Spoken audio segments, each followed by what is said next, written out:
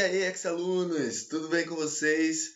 Espero que esteja tudo legal, tudo certo, que os estudos estejam caminhando, né? Foco sempre, beleza? Lembra disso. E hoje, sexta-feira, mais uma aula de Sociologia comigo, Rafael Neri, no canal do Exenem. E hoje a gente vai falar sobre um dos grandes nomes da sociologia mundial, né? A gente vai começar agora a falar sobre a tríade, né, da sociologia, onde a gente vai encontrar o nome de Emile Durkheim, Karl Marx e Max Weber. Esses três grandes pensadores da sociologia é uma sustentação para a gente entender a nossa sociologia contemporânea em diversos aspectos. Então a gente vai estudar um de cada vez. Hoje a gente começa pelo francês Emile Durkheim, né? Aquele cara que a gente considera como o pai do contexto acadêmico na sociologia, né? O Durkheim que cria a sociologia como uma cadeira universitária. Então, liga aí depois da vinheta que a gente vai falar sobre isso.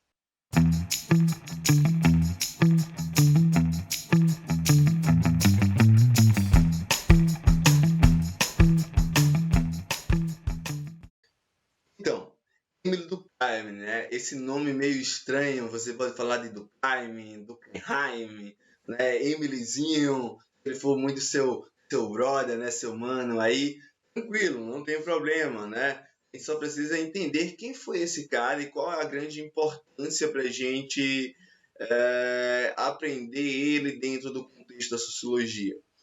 É um cara que ele vai sempre estar muito presente em diversos conceitos na sociologia e principalmente quando a gente está falando de processo de socialização, né? Quando a gente fala de processo de socialização, a gente tem que falar de Emile Durkheim. Ele me traz contextos sobre instituições sociais, né? Definições de família, trabalho e tal. Então é um cara que a gente vai ver aí uma vez ou outra o nome dele surgindo em alguma questão, quando a gente for trabalhar um pouquinho mais na frente algumas questões. Então a gente vai ter que entender um pouquinho esse carinha. E por onde a gente começa a entender, né, o Emile? A gente precisa compreender que o Emile ele é um pensador que ele é influenciado pelo Auguste Comte, né? O positivismo do Comte, mas ele vai criar sua própria linha, que é o funcionalismo, né? Então, o Durkheim ele é francês, né? Como o Augusto, né? E ele vai estar inserido, claro, que em um momento um pouquinho depois do Augusto Comte, mas a França ainda é extremamente problemática, né? Ele vai estar ali, ele nasce em 1858, na segunda metade do século XIX, e ele vai morrer, né? Falecer ali no início do século XX, né? Então, a sua grande produção ela vai estar inserida dentro dessa segunda metade do século XIX, né? Onde a gente vai encontrar livros como A Divisão do Trabalho Social, como o celebrado O Suicídio, entre outros, né? Que a gente vai encontrar. Durkheim ele tem uma vasta produção e uma vasta como estudo de diversas áreas, né? Ele não vai se concentrar em apenas uma questão.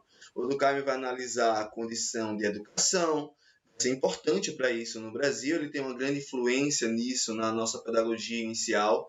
Ele vai analisar a questão do suicídio, de crime, questão de Estado. Então, um cara que vai ser amplo, né? Como vários outros pensadores de sociologia. A sociologia ela tem essa característica da amplitude do pensamento, né? E isso se dá muito em Durkheim, né? Então, o primeiro ponto que eu preciso entender do Durkheim, lembrar disso, olha, Durkheim é um cara meio que conservador, né? O Durkheim ele entende que as revoluções é algo não legal para a sociedade, porque a revolução ela causa um processo caótico, né? O que a gente chama o que a gente não, o que ele vai chamar de caos social, que degrada a sociedade e tal. Então, lembra sempre disso quando tu for responder uma questão de Durkheim, que ele entende que a solução ela não vem através de uma revolução. É diferente, por exemplo, do Karl Marx, que a gente vai estudar depois. Ah, lembra disso. Então, um cara conservador que ele entende que eu preciso de uma organização, mas por que ele tem essa visão? Ele está numa França, tá? Extremamente conturbada, e ele está no momento da França, né, que era aquela transição ali do Segundo Império para a Terceira República Francesa. Ele está na região de Lorena, que é uma região que está no nordeste da França e que faz divisa com a Alemanha. Vocês quando forem estudar a Primeira Guerra Mundial em história, vocês vão perceber que a região de Lorena é um dos impasses para a Primeira Guerra acontecer. Tá? Então é uma região que gerou conflitos, porque é uma região rica em minérios, tá? Então vai gerar interesses de outros países, e esse país é a Prússia. Então aquela região, ela vai, nesse tempo, vai estar relacionada com a Guerra Franco-Prussiana. Então, Durkheim, ele analisa uma sociedade extremamente problemática, né, caótica, onde a política ela não funciona direito, o Estado, a instituição do Estado, ela está instável, né? Então, isso vai prejudicando as outras relações. Eu vou ter uma educação, na visão de Durkheim, falha a partir do momento que ela retira o ensino religioso. Eu vou ter leis dessa Terceira República que vai contra preceitos da Igreja Católica. Então, a visão de Durkheim é que eu tenho 3 grandes instituições falindo, falhando, né, com seu papel. Aí você pensa assim, como assim? Instituição, papel? Então, lembra, Durkheim é funcionalista. Ele entende que cada coisa na sociedade tem sua função a ser cumprida para que a minha sociedade ela possa existir de uma forma coesa, coesão social, né? Mas, pô, Rafa, porque o Durkheim ele entende que a coesão social ela vai depender desses fatores, dessas instituições, do coletivo. Então, o Durkheim ele vai dizer assim, ó, a sociedade é lógica e cronologicamente anterior aos indivíduos que a compõem. Isso quer dizer que, para ele, a sociedade ela vem primeiro do que o indivíduo. Se ela vem primeiro do que o indivíduo, ela forma o indivíduo, ela molda o indivíduo ao funcionar de uma forma. Então, é a sociedade que tem a responsabilidade de pegar o indivíduo e moldar ele e fazer com que ele funcione de um determinado jeito, de uma determinada forma dentro daquela sociedade. Então, é papel da sociedade, no coletivo, né, num processo exterior a esse indivíduo, formar ele e preparar ele ao espaço que ele tem que estar, a forma que ele tem que agir, a maneira que ele tem que falar, né? Então são esses fatores que a gente vai ter que entender. A sociedade ela é primeira, logo é a partir dela que eu mudo os problemas sociais, não a partir do indivíduo. Isso é outro ponto para você ficar bem atento nas questões que me trazem do Durkheim. Nunca uma solução em Durkheim vem pelo individual, mas sempre pelo coletivo. Tá? Então a gente sempre entende isso, beleza? Então, quando a gente pensa que um indivíduo ele está falhando na sociedade, essa culpa ela nunca vai ser individual. Tá? Lembra disso, a culpa nunca vai ser individual, vai ser uma culpa social. Uma culpa social. Tranquilo? Lembra disso. Porque a sociedade já vem primeiro. Então, qual é o problema para Durkheim? É que essa sociedade e suas principais instituições, que são aquelas instituições que devem formar o indivíduo de uma certa forma, elas estão falindo. E o Estado está num processo caótico. Então, ele vai se preocupar com o estudo, tentando trazer uma ordem social. E aí você pode pensar, mas é a mesma coisa que o Augusto Comte. Só que para ele é uma perspectiva diferente. Né? Aqui não é uma ordem para alcançar um progresso. A gente está falando aqui de coesão social. Então, o que Durkheim procura é estabelecer uma coesão ou restabelecer uma coesão social. Por que a palavra coesão, Rafa? Porque na questão de coesão, cada coisa, quando a gente pensa numa coesão textual, né? Porque está lá na prova de redação, é coesão textual. O que é coesão textual? É entender que você tem que colocar cada palavrinha no seu espaço, cumprindo a sua função devida. Se tu pega aquilo que devia ser um objeto direto e coloca em um local que não é dele, então eu vou desestruturar, né, o meu texto. Então, a mesma coisa na perspectiva do Durkheim. Se eu pegar e mudar, né, se aquela coisa não estiver cumprindo a sua função corretamente dentro da sociedade, eu desestruturo a sociedade. Beleza? Então, eu vou ter essa preocupação em, como posso dizer, em reestruturar, em ordenar, em trazer uma coesão para essa sociedade.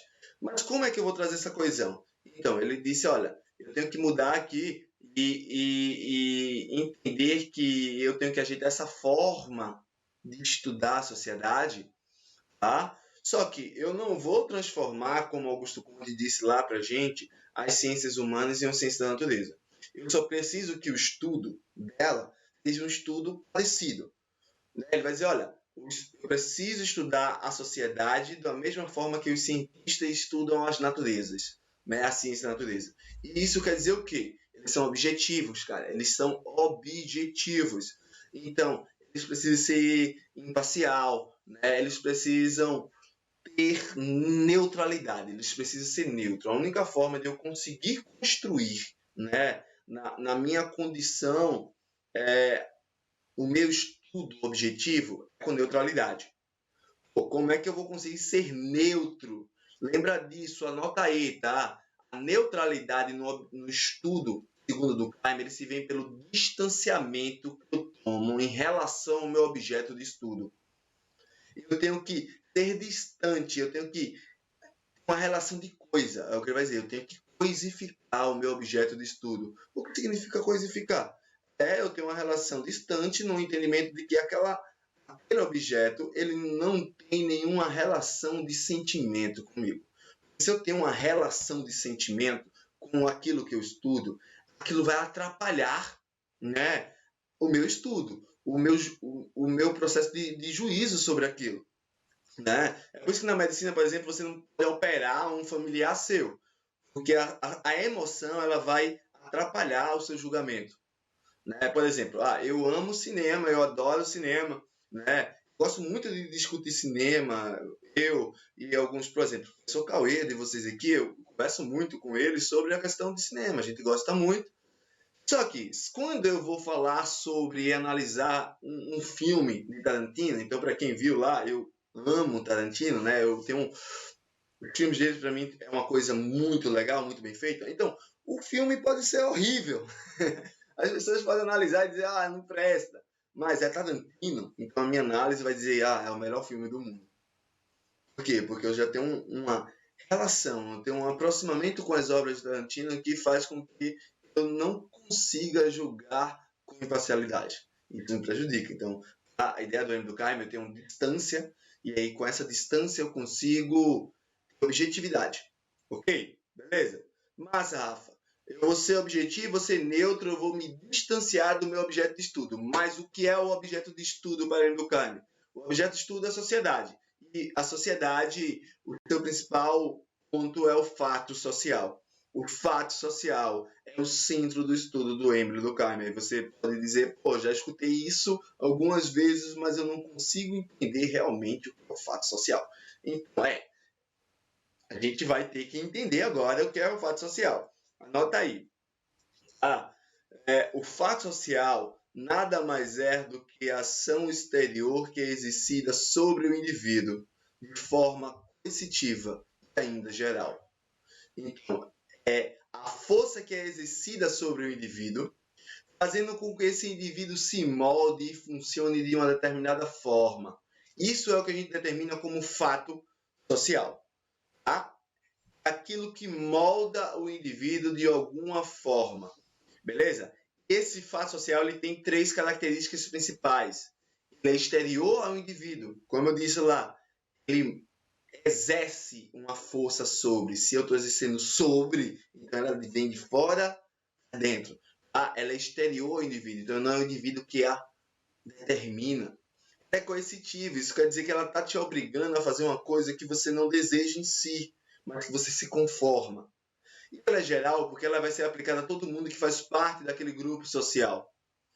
Então, basicamente, o que é que eu posso analisar como fato social? O fato social são normas, são leis, são regras, né? São aquilo que rege o meu modo de ser dentro da minha sociedade. É uma maneira de agir de um determinado grupo social. Tá? Isso não vem de mim, vem do outro, vem do coletivo, vem da sociedade sobre mim. Beleza? Então é basicamente isso que a gente vai entender no contexto. A social é tudo aquilo que exerce sobre o indivíduo uma força que o molda, de alguma maneira. Então, basicamente, é isso que a gente tem que entender agora, inicialmente, no Educare. Você vai ter mais acesso no nosso e-book, então você vai ter mais coisinhas lá, vocês vão ter questões. Fica sempre ligado nas dicas que a gente está postando aqui também no nosso canal do YouTube, mas também no Instagram. Então segue lá o nosso Instagram, né, @x_name, né, onde você vai ter mais dicas, você vai ter mais questões lá para ser trabalhada, vai ter quiz e outras coisas. Tá? Curte, compartilha, comenta se você tiver alguma dúvida, tá? Que a gente vai responder, a gente vai tirar essa dúvida de vocês, ok? Então, um beijão para vocês. A gente já tem lugar marcado para encontrar. Então, toda sexta-feira eu vou estar aqui trazendo mais assuntos de sociologia para vocês. Tchau, tchau.